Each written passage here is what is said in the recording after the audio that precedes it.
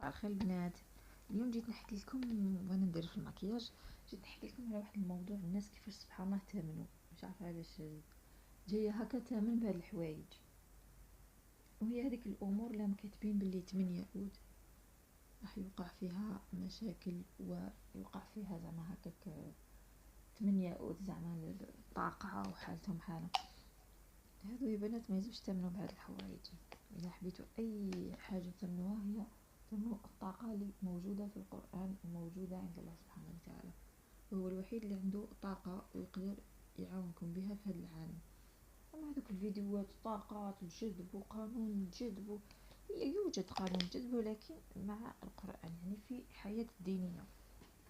ماشي زعما اي واحد يجي يقلي عليكم ويقول لكم طاقه وما طاقه، ما كاش منها هاد الحوايج.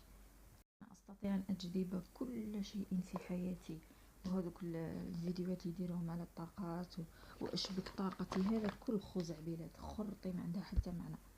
تحبي تكون عندك طاقة فهي مستمدة من القرآن ومن ربي سبحانه وتعالى، من الذكر. لكن هاد الحوايج فقط لجلب المشاهدات، ويعملوا فيديوهات ويديروا هذوك لي زابوني وخلاص. ما في الحياة الواقع ما كاش منها كامل. ما كاش علم يقولك علم الطاقي، ما كاش. لأن لو جينا نبحثو نلقاو بلي ربنا لا تحمل ما لا طاقة لنا به. لا يوجد شيء اسمه طاقة، يعني فقط في التفكير هذا تاع بعض الناس، هذو علماء وخبراء يوجد أنه في شيء لازم تكون عندك. نديرو بيوتي بلندر، يكون عندك حاجة تكون عندك فيها طاقة. لا، ليس صحيح. كل يذكر الله كي يكون إنسان عنده الهالة تاعو، يعني خشينا بالذكر يولي عنده طاقة. ولكن باش تقول هذه تاع اشبك طاقتي وارقام هنا، لا لا، هذه ما عندها حتى معنى. وجربوها وراح تشوفوا بلي ما كانش منها كامل. اتمنى الناس يعني قبل ما تتبع هذه التفاهه هذه تحاول تعمل شيء في حياتها، يعني دير حاجه تستفاد منها. ما احنا تشوفونا اصحاب قنوات نشارك معكم روتينيات، لكن عندنا حياه في الحقيقه. عندنا حياه، عندنا واش نعملوا في حياتنا. نكملوا مع هذا سي كريم. فهمتوا بنات؟ هذا فقط الموضوع حبيت نهضر عليه، عندها بزاف. نقول لكم بلي يوجد شيء هو القرآن. كي تقرأي القرآن عندك ربي سبحانه وتعالى، ربي يسهل هذوك البيبان يفتحهم. أنا تقولي أشبك طاقتي وما طاقتي، هذا فقط كلام فارغ وجلب للمشاهدات. لما نساو الكريون تاعنا نواغ، ما نديرش بزاف مكياج هنايا، فقط باش نخرج برك هنا ونعاود نولي. ان شاء الله يكون نهاركم مبروك، ان شاء الله تكونوا صبحتوا مليح.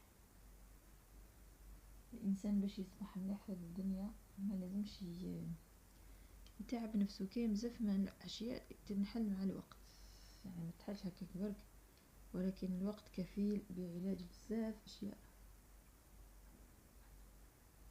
وثاني ما تقارنوش روحكم بالناس. اي وحده شفتيها عندها حاجه ما تقارنيش روحك. نقولك عندي، يقولك ناس بكري عندي لا تحسد، لكن باش تقارني نفسك وتقولي هذيك البنادم عطاها ربي، هذا لا، هذا دخلي في حكم الله، دخلي في مكتوب تاع ربي، هذا ماشي اللي ربي ما يحبش. نديرو شويه غسيل. هذه قد تنصحينا بكتاب نقراوه. انا من عندي قراوه ديك تاع اغلى رجل في بابل. اغنى رجل في بابل هذا يعلمك كيفاش ديري الوقت ديالك، كيفاش يكون عندك يعني اوبجيكتيف، يعني حاجه تعيشيها في حياتك، ماشي تقعدي تتبعي برك. كنت تبعي بك ماش تخرج عليك في الدنيا هذه.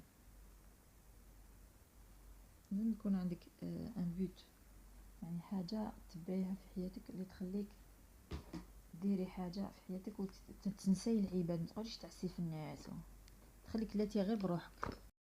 منتجات شارين عملت غزو في الاسواق. شوفوها، هذه كريم دو نوي فيها لا فيتامين سي وفيها الذوق، يعني الكو تاعها تاع العسل، يعني ريحه تاعها تاع العسل.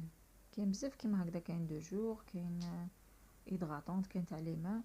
هادي شيتهم. انا نحب نكون هادوك لي كريم جدد نسيهم في الاسواق نشوف واش فيهم زعما هكا. ديتهم لاختي يعني قالت لك مليحه على حسب الاخر بصح شنو ترطب وتجي خفيفه بزاف. شوفوا الاوتفيت اوف ذا داي. عندنا البوني تاعنا تاع الحجاب، عندنا هاد لو كيمونو فوشيا، هاوليك لي موتيف اللي فيه. هذا دائما نلبسو من الفوق طويل، يعني كش ما يكون عندك حاجه تخرجي ولا تشريها زيديه غير من الفوق. خيمار خيرت هاد لاكولور، ما حبيتش نخيرو فوشيا باش نكسر يعني الالوان، وخيرت هاد التريكو كحل يعني مع بونطالون نوار. هذا ما كان سامبل. نهار تاع اليوم راح تكون لبسه خفيفه وسامبل، يعني ما غير هنا برك نخرجوا غير هنا نقضوا ونعاودوا نولوا.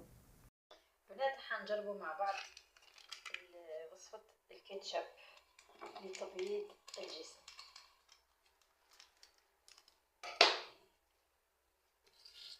هنحلوه ونجربوه مع بعض فوق اليد. خلونا نسيو هاد العفسه ونشوفوا اسكو تبيض اليدين ولا لا.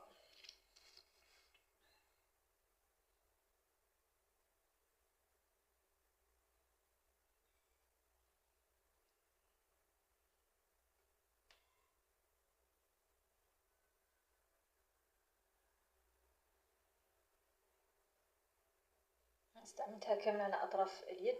دوكا نخليها واحد 30 دقيقه هكاك ولا 20 دقيقه ونشوفوا اسكو تعطينا بياض كما ما يقولوا ولا لا.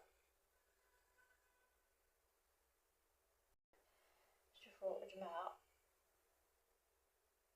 سيو غير شويه فقط في اليد ديالكم لانه يحرق على كل حال. هذا باش نتفاداو يكون عندك حساسيه في اليدين من بعد. ديري شويه فقط في اليد ولا في الاصبع باش تعرفي اسكو عندك حساسيه، لانه انا الصراحه بدا يحرق معايا، ما نعرف اذا حيخليه يحرق البشره ولا راهو يعني يبيض فيها.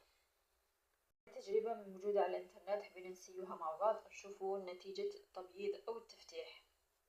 اذا لاحظتوا يعني كي نحطوا طماطم على المقلاة ولا على القدره دائما نشوفوها بلي تولي بيضه يعني محروقه، يعني فيها مواد كيما حنا نقولوا لاصيد. هذيك لاصيد نشوفوا اسكو تحرق ولا لا، اسكو تبيض ولا لا. بعد ما فاتت 30 دقيقه نحاولوا نغسلوا الطماطم هذه ونشوفوا اسكو خلت لنا بياض ولا لا. كل جرباتو البنات ما فيهش الكحول ما فيهش الالومنيوم. لي ديودورون ديالهم يعرقوا في اللبس. شوفوا هدايا كاتبين اوريجينال، ما فيهش ماده الالومنيوم. الالومنيوم هي اللي دير عافانا الله وياكم هذيك فيها مواد مسرطنه اللي ديري السرطان تاع الصدر. ما فيهاش نورمالمون ما كاينش، او قال كتب خالي من الالومنيوم. شكون اللي جربات هذا البنات؟ انا اليوم اي حاجه نشوفها في الاسواق نحب نشريها ونسيها، ولكن خفت نسيه. حابه تعطوني قبل رايكم على هذا المنتوج هذا انفيزيبل بلاك وايت كيما تاع البسمو تاع النيفيا اللي اخترعوه.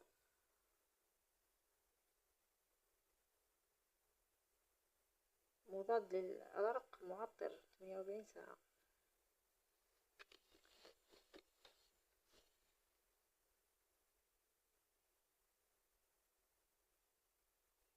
يوضع يومين. صوديوم سيتريك اسيد. ما فيهش، لا ما فيهش. شوفوا كتبوا بلي ما كانش كحول. بون سيترلي الكحول، يعني كلمه الكحول لازم. يمكن هذه ماده حافظه باش ما يفسدش المنتوج.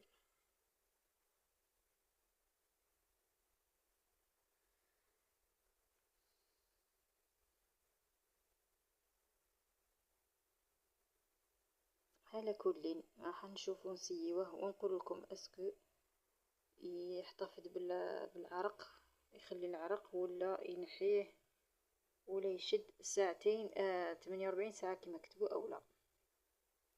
نقول لك يستعمل بعد الاستحمام. نجربوه مع بعض ونشوفوا، نعطيكم رأيي فيما بعد ان شاء الله. النتيجة صراحة بيض، ولكن انا نسيت نحيها باسكو يبست لي فرقتها قعدت لي شويه حمراء، ولكن اني نشوف بلي كاين شويه بياض خير من اللي كانت مع الاول. درت لها شويه بوماضه يعني باش ما كريم مرطب، ديروا لها كاش كريم مرطب هكذا باش ما تبقى لكمش البشره جافه. ولكن لاحظت انه الفرق كاين، يعني كاين وموجود، والحمد لله كان شويه بيضت على كانت المنطقه كانت شويه مسمره بسبب هذيك اشعه الشمس والبحر. يعني مليحه هاد العفسه تاع الطماطم اللي شفناها ترند عملناها جابت النتيجه. ان شاء الله تجربوها. وهذا ما كان حقنا نهايه الفيديو. يعطيكم الصحه على المشاهده. نلقاكم في فيديو جديد ان شاء الله، في روتين جديد. متنساوش تابونيو في القناه، تمشونا شويه القناه راهي راقده شويه، ما بدي يطلعوا لها السوايع والمشاهدات. وهكذا نلقاكم ان شاء الله على خير في فيديو جديد. والسلام عليكم.